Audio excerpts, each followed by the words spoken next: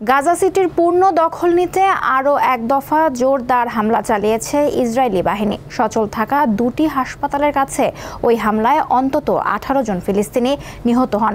সব মিলিয়ে বৃহস্পতিবার প্রাণ হারান অন্তত 83 জন। উদ্ভূত পরিস্থিতিতে গাজায় বর্তমানে অন্তত 26,000 শিশু অপুষ্টিতে ভুগছে বলে জানিয়েছে জাতিসংঘ।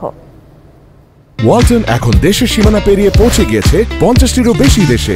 ওয়ালটন, ঘরে ঘরে বিশ্বজুড়ে। গাজার যতদূর দৃষ্টি যায় সবটা জুড়েই ইসরায়েলি বাহিনীর ধ্বংসলীলার চিহ্ন। এতে শিশু, নারী কিংবা বৃদ্ধ প্রতিদিনই বাড়ছে মৃতের সারি। জায়নবাদীদের এই বর্বরতা প্রতিদিনই নতুন মাত্রা পাচ্ছে। এরই মধ্যে গাজা সিটি খালি করতে ইসরায়েলি ট্যাঙ্ক 3 দিক থেকে ধীরে ধীরে অগ্রসর হচ্ছে। বাস্তুভিটা ছাড়তে ফিলিস্তিনিদের জন্য নতুন একটি রুট 48 ঘন্টার জন্য খুলে দেওয়ার কথা বলা হয়েছে।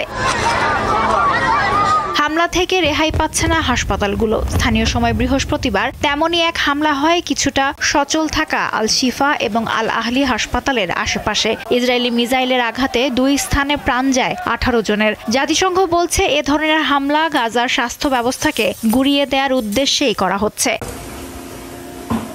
এমন অবস্থায় ইসরায়েল মুখে যুদ্ধবিরতি নিয়ে নানা শর্তের কথা বললেও কার্যত এর কোনো লক্ষণ নেই। উল্টো ফিলিস্তিনিদের উৎখাত শেষে গাজা কিভাবে ভাগাভাগি হবে এ নিয়ে যুক্তরাষ্ট্রের সঙ্গে আলোচনা চলছে বলে জানিয়েছেন ইসরায়েলের অর্থমন্ত্রী। গাজা উপত্যকাকে আবাসন খনি হিসেবে অভিহিত করেন তিনি।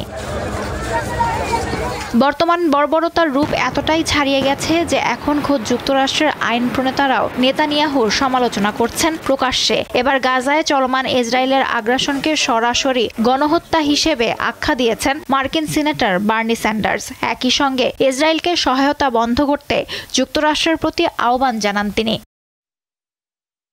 জাতিসংঘ এক প্রতিবেদনে বলছে গাজা উপত্যকায় অন্তত 26,000-এর মতো শিশু অপুষ্টিতে ভুগছে। এর মধ্যে শুধু গাজা নগরীতে এই সংখ্যা 10,000-এর বেশি। জাতিসংঘের শিশু তহবিল ইউনিসেফের দক্ষিণ গাজার আল মাওয়াসি এলাকার মুখপাত্র বলেন, আগস্টে গাজায় প্রতি 8 শিশুর মধ্যে 1 জন মারাত্মক অপুষ্টিতে আক্রান্ত হয়, যা এ পর্যন্ত সর্বোচ্চ হার।